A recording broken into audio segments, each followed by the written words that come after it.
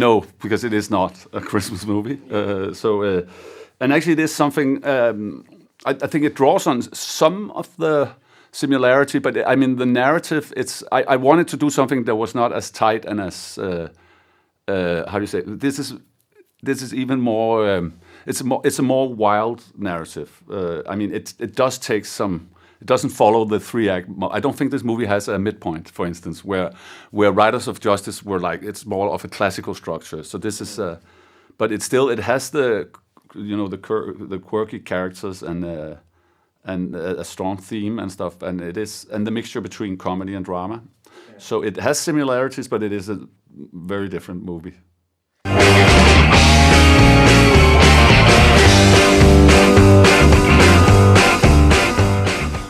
It's always a pleasure. It's most of us have been doing it for almost 30 years now. So it is, and we've been scattered around the world because Mads is so successful. I mean, everybody is around doing other stuff, and we're very busy. But every 5th year or something, 5th, 7th year, I mean, also because I'm mainly a screenwriter. Yeah. So when I direct, it's like going to the summer camp, and it's just like all the guys are gathered together for 6-8 weeks, and then we just have fun.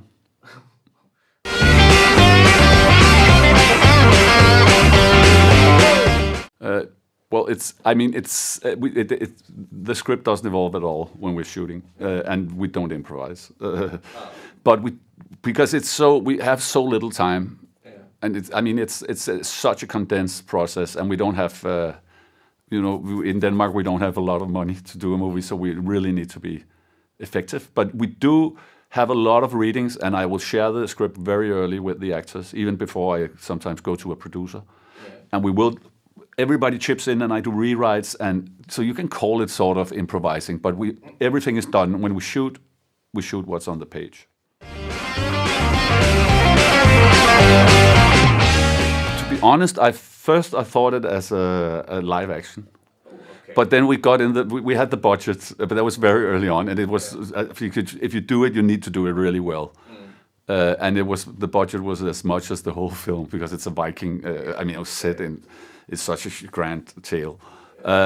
So I thought, suddenly it made sense to do it as an animation, and I'm very, very happy that I did it as an animation now because it suits the story and the character of Werner and the whole development. So it fits really well. But the main reason for having it was, the first act of the movie is very, almost social realistic. And then a new story opens up that is very, very... not social realistic. And I needed something in the beginning to convey to the audience that we are in a fairy tale universe, that everything can happen. And those 2 minutes in the beginning, I think that it sets the mood for the film perfectly. So that was why.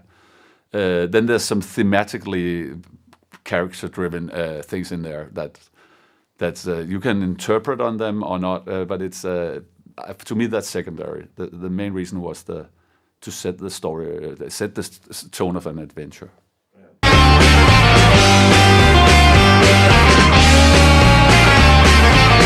Well, it is. I mean, brothers. I don't know if you have a brother. But there is something about brothers that you are connected in a very special way with your brother. And there's this whole. I have 2 sons myself, and I just saw this. The little guy who was, how he looked up to his big brother, and then suddenly when they come in the certain age where the big brother he sort of gets a girlfriend and suddenly doesn't want to stay with the little guy anymore. It's heartbreaking to see how his life is turned upside down. Suddenly you're alone. So I mean I think everyone who has a brother knows this. It's a really special connection. I'm sure it's the same with the sisters. I can't talk about that in the same way.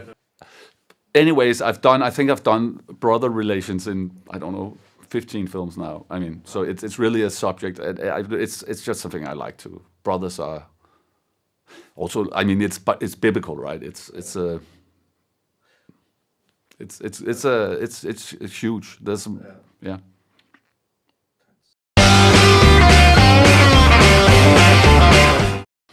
Well, I think, I mean, for some people it might be, I mean, there's violence in. I mean, there's never been. There's a lot of violence going around now, right? Yeah. Done by states and humans, and violence is part of life. Love and hate, and I tend to say that I like to use it. Violence is a very efficient dramatic tool.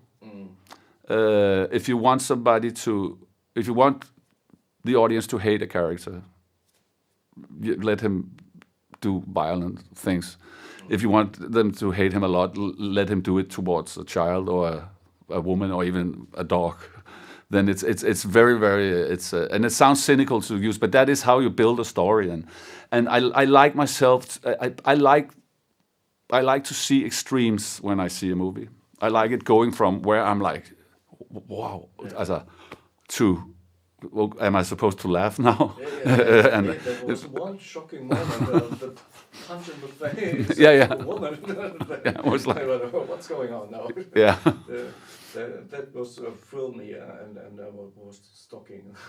Yeah, but that's. I mean, I've seen screenings with the films I've done where it's like. I mean, some people love it, some people it's too much, and that's also that's the great thing about cinema, you know. But personally, I like films that takes me beyond what you're supposed to play with my emotions. That is why we go to see a movie, right?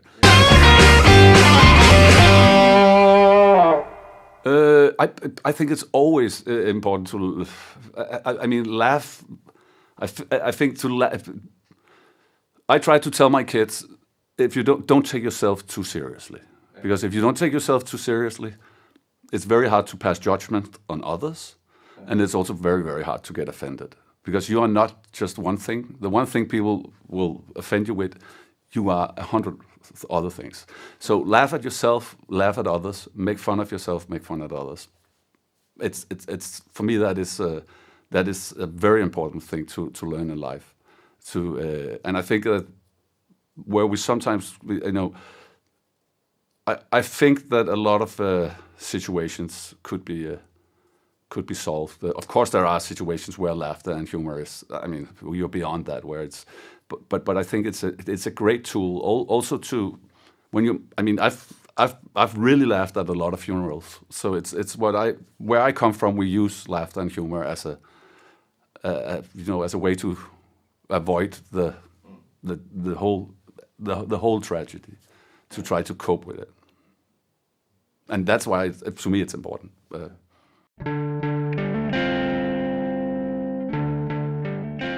But Beatles and ABBA is.